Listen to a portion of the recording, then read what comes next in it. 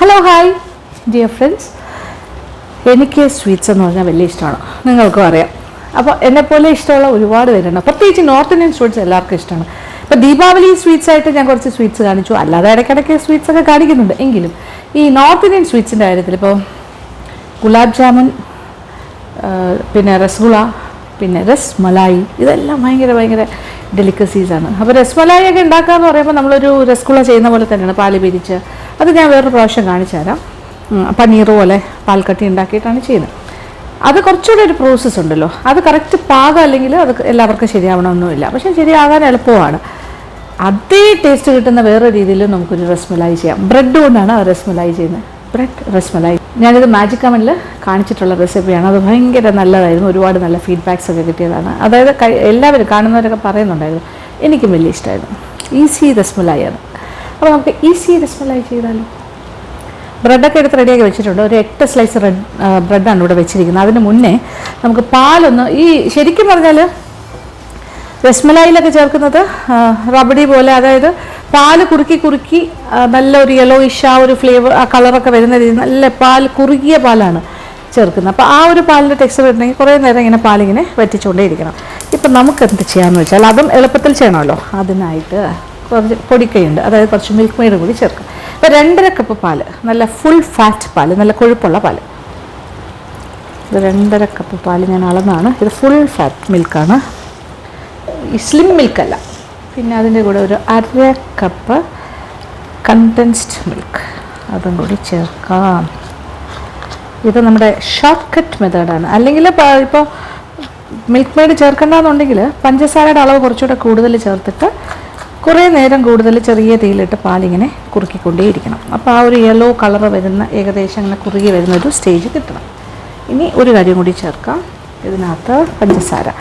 ഇതിപ്പോൾ milk made ചേർത്തു എന്ന് പറഞ്ഞാൽ പഞ്ചസാര ചേർക്കാതിരിക്കേണ്ട, ഒരു 1/4 കപ്പ് പഞ്ചസാര എന്തായാലും ചേർക്കണം.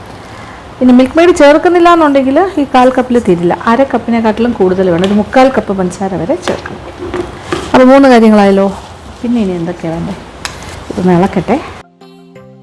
അപ്പോൾ തൽക്കാലം നമ്മൾ ഇത്രയും കാര്യങ്ങൾ വെച്ചിട്ടാണ് ഒരു 15 മിനിറ്റ് സമയമെങ്കിലും ഇങ്ങനെ ഇതിലിട്ട് ഇങ്ങനെ തിളപ്പിക്കുക. ഓക്കെ, 15 to 20 മിനിറ്റ്സ് എന്ന് തന്നെ പറയാം, 15 മുതൽ 20 മിനിറ്റ് വരെ. അപ്പോൾ ഇങ്ങനെ പാല് കുറച്ചുകൂടി ഒന്ന് കുറുകും.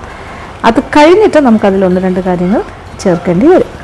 അപ്പോൾ ദേ ഞാൻ അടുപ്പൊന്ന് മാറ്റിയിട്ടുണ്ട്, ഇപ്പുറത്തെ അടുപ്പിലേക്കാക്കി. അപ്പോൾ ഇത് ഒരുപാട് നേരം ഇട്ട് എന്താ പറയുക, നമ്മൾ തിളപ്പിച്ച് പകുതിയായിട്ട് വറ്റിക്കേണ്ട ആവശ്യമൊന്നുമില്ല. കാര്യം ഇത് മിൽക്ക് മെയ്ഡ് ചേർത്ത് എളുപ്പത്തിൽ ചെയ്യുന്ന പരിപാടിയല്ലേ.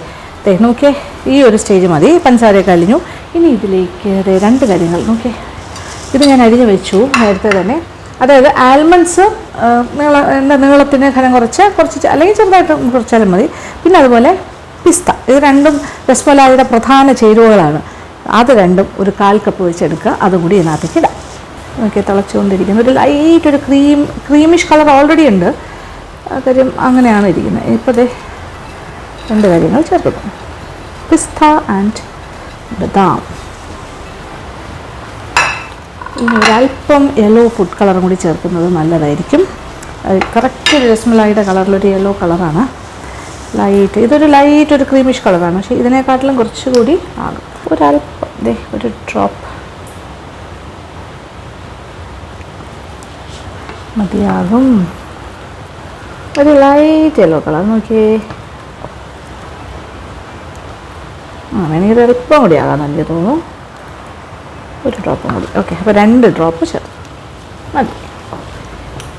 ഇനി ഇതിലൊരു പ്രധാന കാര്യം എന്ന് പറഞ്ഞാൽ ഏലക്കാപ്പൊടി. ഏലക്കാപ്പൊടിയുടെ ഒരു ഫ്ലേവർ, അതും ഇമ്പോർട്ടൻ്റ് ആണ്. അതും കൂടി ചേർക്കാം, 1 ടീസ്പൂണോളം ഏലക്ക പൊടിച്ചത്. ആഹാ, നല്ല മണം. അതും കൂടി വരുമ്പോഴാണ് നമ്മുടെ രസ്മലായി അങ്ങനെ ആ ഒരു ഫ്ലേവറും രുചിയും മണവും ഒക്കെ, ആ കളറും എല്ലാം ഓക്കെ ആണല്ലോ. ഇനി വേറൊന്നും ചെയ്യാനില്ല, ഒരു തിളയും കൂടി വന്നു കഴിഞ്ഞാൽ തീ ഓഫ് ചെയ്യാം. തീ ഓഫ് ചെയ്യാം.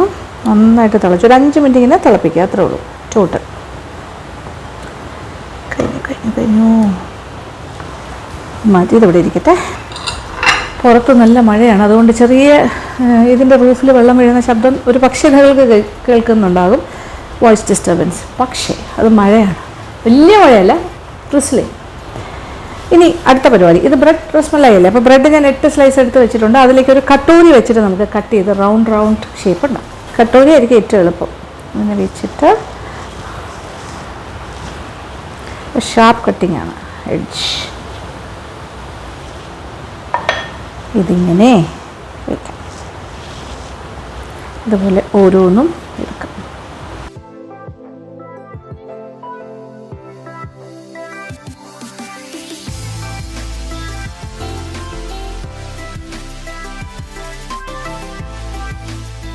അങ്ങനെ നമ്മൾ റസ്മലായി, നമ്മുടെ ബ്രെഡ് വെച്ചിട്ടുള്ള റസ്മലായിക്കുള്ള ബ്രെഡ് പീസസ് എല്ലാം കട്ട് ചെയ്തിട്ട് നോക്കി കുറേ റൗണ്ട്സ് കിട്ടിയിരിക്കുന്നു. 8 എണ്ണം.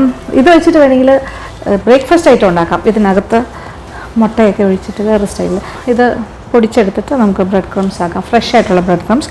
ഇനി അത് ഡ്രൈ ആയിട്ടുള്ള ബ്രെഡ് ക്രംസ് ആണെങ്കിൽ നമ്മൾ ഓവനിൽ വെച്ചിട്ടൊന്ന് ജസ്റ്റ് ഒന്ന് ചൂടായ ഒരു ഓവനിൽ കുറച്ച് നേരം വെച്ചേക്കുക. അത് കഴിയുമ്പോൾ നല്ല ഡ്രൈ ആകും. അത് കഴിഞ്ഞിട്ട് പൊടിപ്പിച്ചാലും മതി. അല്ലെങ്കിൽ ഇത് പൊടിച്ച് കഴിഞ്ഞിട്ട് കുറച്ച് നേരം ഡ്രൈ ആകാനായിട്ട് ഓവൻ ഒന്ന് ചെറുതായിട്ട് ഒരു 160 ഒരു 10 മിനിറ്റ് ഒന്ന് ചൂടാക്കിയിട്ട് അതിൽ വെച്ചിട്ട് ഓഫ് ചെയ്തിട്ട് ഇത് വയ്ക്കാം. അപ്പോഴും നല്ല ഡ്രൈ ആയിട്ട് കിട്ടും. ഓക്കെ, അപ്പോൾ ഇത് നമുക്കൊരു സൈഡിലേക്ക് മാറ്റാം. ഇനി എന്താ ചെയ്യാൻ പോകണമെന്ന് നോക്കിക്കോളൂ. ഇതുപോലെ ഒരു പരന്ന പാത്രം, റൗണ്ട് ആകാം, അതല്ലാന്നുണ്ടെങ്കിൽ റെക്റ്റാങ്കിൾ ഷേപ്പിലൊരു പാത്രമായാലും മതി. അതായത് ഒന്നിന് മുകളിലൊന്ന് ഓവർലാപ്പ് ചെയ്യാതിരിക്കാൻ കഴിയുന്നിടത്തോളം ആ രീതിയിൽ തന്നെ ചെയ്യാം.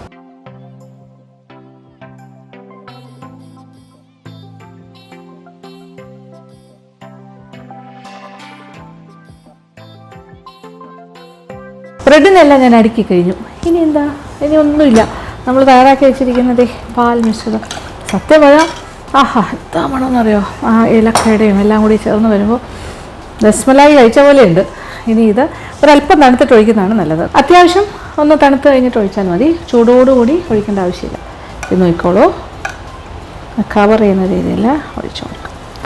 ഇതിങ്ങനെ ബ്രെഡ് ഇതിന് കംപ്ലീറ്റ് സോക്കായി ഈ പാലെല്ലാം ഇങ്ങനെ പിടിച്ചെടുക്കുമല്ലോ ബ്രെഡിൻ്റെ പീസിൽ.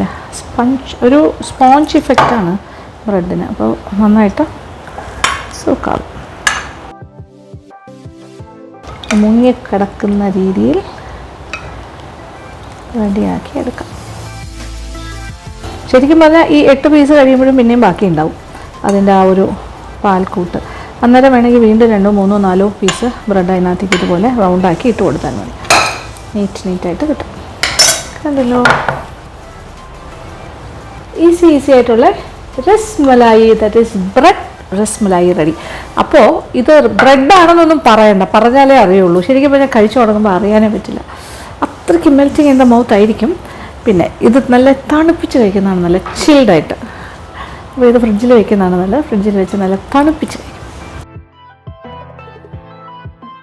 എനിക്ക് സത്യത്തിൽ കഴിക്കാനിങ്ങനെ കൊതിയായി വയ്യ, പക്ഷെ തണുത്ത് കഴിക്കുമ്പോൾ അതിൻ്റെ ഒരു പ്രത്യേക സ്വാദാണ്. എങ്കിലും തണുക്കുന്നതിന് മുന്നേ ഇച്ചിരി കഴിച്ച് കാണിക്കാം. ഓക്കെ, നമുക്ക് ആ റസ്മലായി എന്ത് സോഫ്റ്റാന്ന് നോക്കിയേ. ഞാനൊരു സ്പൂൺ ഇടുമ്പോൾ തന്നെ അലിഞ്ഞു പോകുന്ന രീതിയിൽ.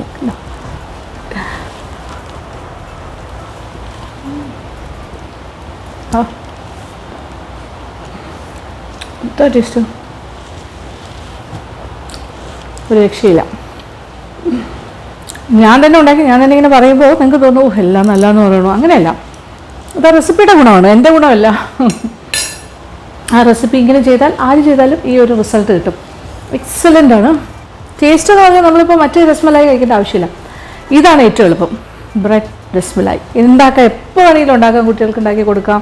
പിന്നെ നമ്മൾ ഉണ്ടാക്കി വെച്ച് കഴിഞ്ഞാൽ ഫ്രിഡ്ജിൽ ഇങ്ങനെ വെച്ചിരുന്നാൽ മതി. ഇടയ്ക്കിടയ്ക്ക് എനിക്കൊന്ന് 1-2 ദിവസം 2 ദിവസം ഒരിക്കൽ ആഴ്ച 2-3 പ്രാവശ്യം ഉണ്ടാക്കി വയ്ക്കാം.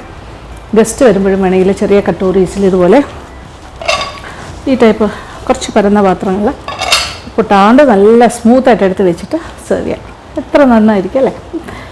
അപ്പോൾ ഇതിപ്പോൾ തണുക്കാതെയാണ് ഞാൻ കഴിച്ചത്. തണുപ്പിച്ച് കഴിച്ചതിൻ്റെ സ്വാദ് ഇതിൻ്റെ ഡബിളായിരിക്കും. എന്തായാലും ഞാനിത് ഫ്രിഡ്ജിലേക്ക് മാറ്റാൻ പോകും. ഇവിടെ ഇരിക്കട്ടെ, വൈകുന്നേരം ആകുമ്പോൾ നല്ല തണുത്തിരിക്കും. അപ്പോൾ ഞാൻ ഇന്ന് ഫുൾ ഷൂട്ടാണ്. അപ്പോൾ അവസാനം എനിക്ക് നല്ല തണുത്തത് കഴിക്കാമല്ലോ. അപ്പോൾ ഇതൊന്ന് ഒരു ക്ലിങ് ഫിലിം കൊണ്ട് കവർ ചെയ്ത് വയ്ക്കാം.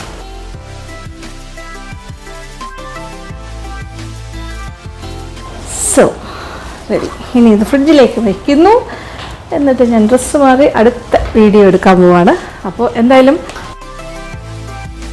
സന്തോഷമായില്ലേ, എളുപ്പത്തിലൊരു റസ്മലായി. അപ്പോൾ എല്ലാവരും ട്രൈ ഔട്ട് ചെയ്യണം. പിന്നെന്താ, നിങ്ങൾ നോക്കിയിട്ട് എനിക്ക് അതിൻ്റെ ഫീഡ്ബാക്ക്സ് തരിക. അപ്പോൾ നല്ലൊരു ഇഷ്ടപ്പെട്ടെങ്കിൽ എന്തൊക്കെ ചെയ്യും? ഈ വീഡിയോ കണ്ടുകൊണ്ടിരിക്കുമ്പോൾ തന്നെ നിങ്ങൾക്ക് അത് ഇഷ്ടപ്പെട്ടിട്ടുണ്ടെങ്കിൽ ലൈക്ക്, കമൻറ്റ്, മറ്റു കാര്യങ്ങൾ ഫ്രണ്ട്സുമായിട്ടൊക്കെ ഷെയർ ചെയ്യുക ഇതിൻ്റെ ലിങ്ക്. അപ്പോൾ അവർക്കും ഈ ഒരു റെസിപ്പി ഉണ്ടാക്കാൻ പറ്റുമല്ലോ. പിന്നെ അടുത്ത കാര്യം എന്ന് പറയുന്നത് വെച്ചിട്ട് വരാം, എന്നിട്ട് പറയാം.